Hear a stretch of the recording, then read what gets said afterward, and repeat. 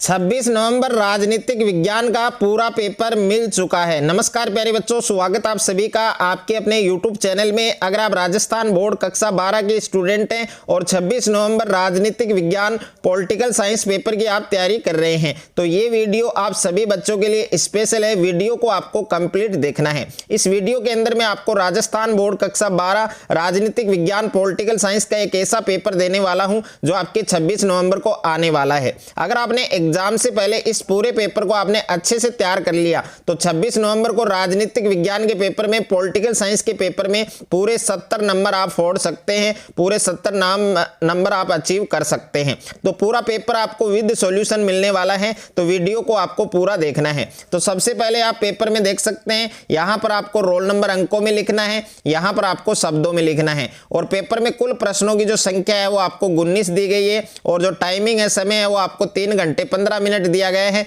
तो 3 घंटे 15 मिनट में राजनीतिक विज्ञान पॉलिटिकल साइंस का ये पूरा पेपर आपको हल करना है। पूर्णांक आप देख सकते हैं 70 नंबर का ये पेपर आपके होने वाला है। तो आप भी 26 नवंबर को राजनीतिक विज्ञान के पेपर में पूरे 70 नंबर आप आराम से फोड़ सकते हैं। आपको ये पूरा पेपर तैयार करना है। कक्षा 12वीं अर्धवार्षिक परीक्षा हाफ ईयरली एग्जाम 2025-26 का ये पेपर है। आपके राजनीतिक विज्ञान का पेपर है, पॉलिटिकल साइंस का पेपर है। पेपर का कोड आप देख सकते हैं 1215 और ये आपके राजनीतिक विज्ञान पॉलिटिकल साइंस पेपर का सीरियल नंबर है आपके 116685। आप इसको याद रख सकते हैं। सामान्य अनुदेश आपको दे रखे हैं कि परीक्षार्थी प्रश्न पत्र के पहले पृष्ठ पर अपना नुक्रमांक है, रोल नंबर है, वो अवश्य लिखें और प्रत्येक प्रश्न के सामने उसका अंक बार अंकित है। तो सबसे पहले परीक्षार्थियों के लिए आपको सामान्य निर्देश दे रखे हैं कि सभी प्रश्न हल करना अनिवार्य है। विद्यार्थी अपने नामांक प्रश्न पत्र पर लिखें और प्रत्येक प्रश्न का उत्तर दी गई उत्तर पुस्तिका में लिखें। तो पूरा पेपर विद सॉल्यूशन आपको मिलने वाला है। वीडियो को आपको एंड तक देखना है। तो पेपर में सबसे पहले आपको खंड ए दिया गया है, सेक्शन ए आपको दिया गया है जिसमें वस्तुनिष्ठ प्रश्न आपको दे रखे हैं। तो पहला प्रश्न है आपके कि इनमें से किस देश ने खुले द्वार की नीति अपनाई। तो इसमें ए वाला जो ऑप्शन है वो आपका करेक्ट हो जाएगा, चीन। उसके बाद में दूसरा प्रश्न है आपके संयुक्त राष्ट्र संघ की स्थापना कब हुई। तो संयुक्त राष्ट्र संघ की जो स्थापना है वो कब हुई थी, 24 अक्टूबर 1945 में। तो दे वाला जो विकल्प है, दे वाला जो ऑप्शन है वो आपका क्या होगा, करेक्ट होगा। उसके बाद में तीसरा प्रश्न आपको दे रखा है कि भारत में राज्य पुनर्गठन आयोग की स्थापना कब हुई। तो भारत में राज्य पुनर्गठन आयोग की जो स्थापना है वो 1953 में हुई। तो इसमें ब वाला जो ऑप्शन है वो आपका क्या होगा, करेक्ट होगा। उसके बाद में 4 नंबर प्रश्न दे रखा है आपके कि भारतीय जनसंघ के संस्थापक थे। तो भारतीय जनसंघ के संस्थापक कौन थे, श्यामा प्रसाद मुखर्जी थे। तो इसमें द ऑप्शन आपका क्या होगा, करेक्ट होगा। 5वां प्रश्न है आपके गैर कांग्रेसवाद का नारा किसने दिया। तो गैर कांग्रेसवाद का जो नारा है वो किसने दिया था, राम मनोहर लोहिया ने। तो सही वाला ऑप्शन आपका क्या होगा, सही होगा। उसके बाद में 6ठा प्रश्न आपको दे रखा है कि ऑपरेशन ब्लू स्टार का संबंध किस राज्य से है। तो ऑपरेशन ब्लू स्टार का जो संबंध है वो कौन से राज्य से है, पंजाब से है। तो सही ऑप्शन आपका क्या होगा, करेक्ट होगा, सही होगा। उसके बाद में 7वां प्रश्न दे रखा है आपको कि दक्षेस के सदस्य देशों ने किस वर्ष में दक्षिण एशियाई मुक्त व्यापार क्षेत्र समझौते SAFTA पर हस्ताक्षर किए। तो 7 नंबर जो प्रश्न है उसका सही उत्तर आपके सन 2004 होगा, यानी सही ऑप्शन आपका क्या होगा, करेक्ट होगा। उसके बाद में 8वां प्रश्न दे रखा है आपके कि भारत ने पहला परमाणु परीक्षण किया। तो भारत ने पहला परमाणु परीक्षण है वो कब किया। तो इसका सही उत्तर आपके ए ऑप्शन होगा, 1974। ए ऑप्शन आपको याद रखना है। उसके बाद में नेक्स्ट है आपके प्रश्न संख्या 9 है कि रियो डी जेनेरियो निम्न में से कौन से देश का शहर है, कौन से देश का सिटी है।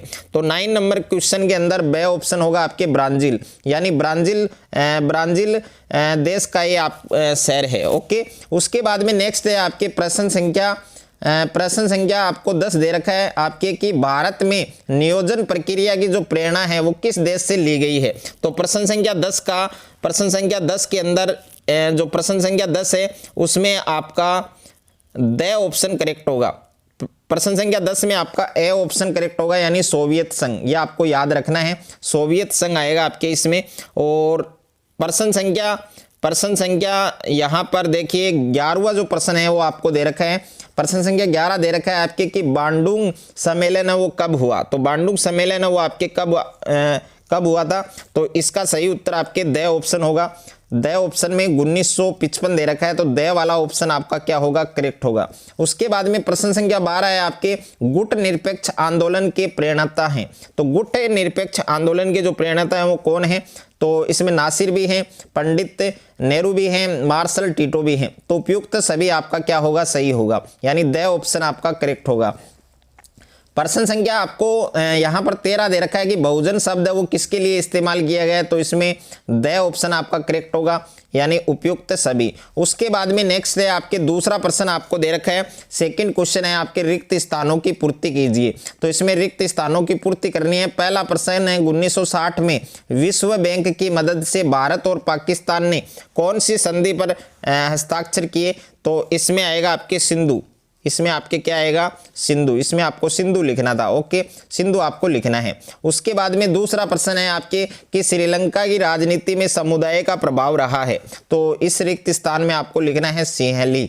इस रिक्त स्थान में आपको क्या लिखना है? सिंहली आपको लिखना है। उसके बाद में नेक्स्ट है आपके तीसरा प्रश्न दे रखा है कि सुरक्षा नीति का एक तत्व शक्ति संतुलन है। तो इस रिक्त स्थान में आपको बताना है, यानी शक्ति संतुलन सुरक्षा नीति का एक तत्व है। तो इस रिक्त स्थान में क्या आएगा? आपको कमेंट बॉक्स में बताना है। 4 नंबर प्रश्न है भारत ने क्योटो प्रोटोकॉल पर में हस्ताक्षर किए। तो भारत ने क्योटो प्रोटोकॉल है उस पर कब हस्ताक्षर किए थे?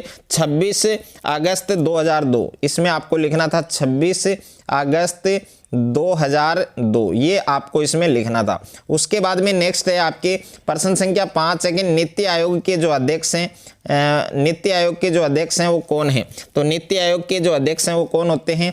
प्रधानमंत्री होता है। कौन होता है? प्रधानमंत्री। तो इसमें आपको प्रधानमंत्री लिखना था। ओके, उसके बाद में नेक्स्ट है आपके छठा प्रश्न है कि मंडल आयोग की सिफारिशों को कब लागू किया गया? तो 1990 में। इसमें क्या आएगा? 1990।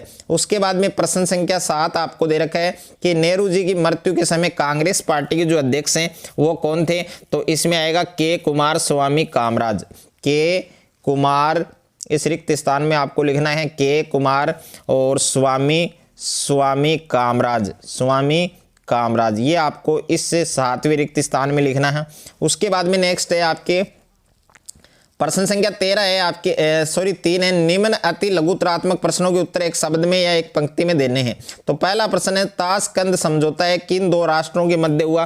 तो इंडिया और पाकिस्तान के मध्य हुआ था। और दूसरा प्रश्न है भारत और पाकिस्तान के मध्य विवाद का मुख्य मुद्दा क्या रहा? प्रश्न संख्या 3 है कि सार्क में कितने सदस्य देश हैं? प्रश्न संख्या 4 है सुरक्षा का बुनियादी अर्थ लिखना है। 5वां प्रश्न है भारत ने ऊर्जा संरक्षण अधिनियम कब पास किया?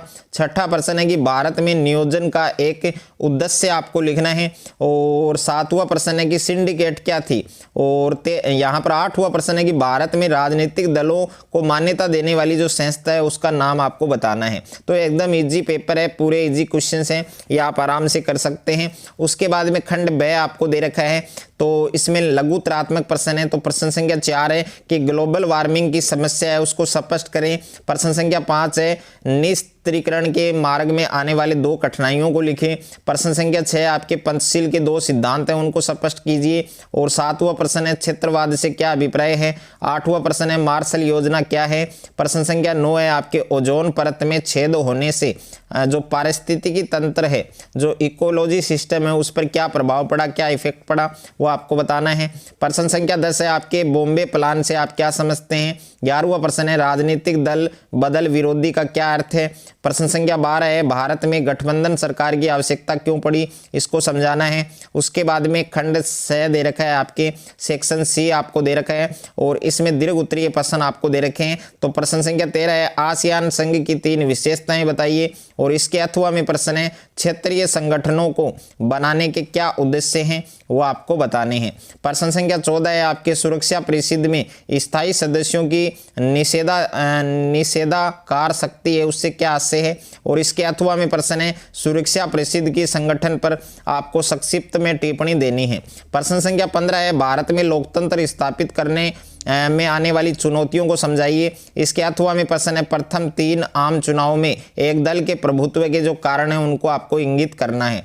प्रश्न संख्या 16 आपको दे रखा है भारतीय लोकतंत्र पर आपातकाल के कोई 4 दुष्प्रभाव बताइए। इसके अथवा में प्रश्न है बिहार में 1974 के छात्र आंदोलन के कारणों को आपको स्पष्ट करना है। उसके बाद में सेक्शन डी है आपके खंड दे रखा है और इसमें आपको निम्नात्मक प्रश्न दिए गए हैं। तो प्रश्न संख्या 17 है भारत में वैश्वीकरण को समझाइए और वैश्वीकरण के भारत में सकारात्मक और नकारात्मक जो प्रभाव हैं वो आपको लिखने हैं।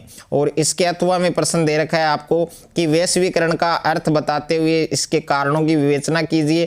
प्रश्न संख्या 28 है कि शॉक थेरेपी का अर्थ बताते हुए इसके परिणाम हैं वो आपको लिखने हैं। अथवा में प्रश्न है सोवियत संघ के विघटन के जो कारण है उनको आपको स्पष्ट करना है। उसके बाद में प्रश्न संख्या 19 है कि वर्तमान में निम्नलिखित रियासतें किस राज्य में समाहित हैं और भारत के मानचित्र में इनको आपको प्रदर्शित करना है। तो इसमें पहला है ग्वालियर, दूसरा है जूनागढ़, तीसरा है मैसूर, 4 नंबर है मेवाड़ और इसके अथवा में प्रश्न दे रखा है कर्नाटक है, मणिपुर है, हैदराबाद है, जम्मू कश्मीर है। तो अथवा वाला भी कर सकते हैं बट दोनों में से एक क्वेश्चन आपको करना है। तो राजनीतिक विज्ञान का ये पूरा पेपर आपको अच्छे से तैयार करना है।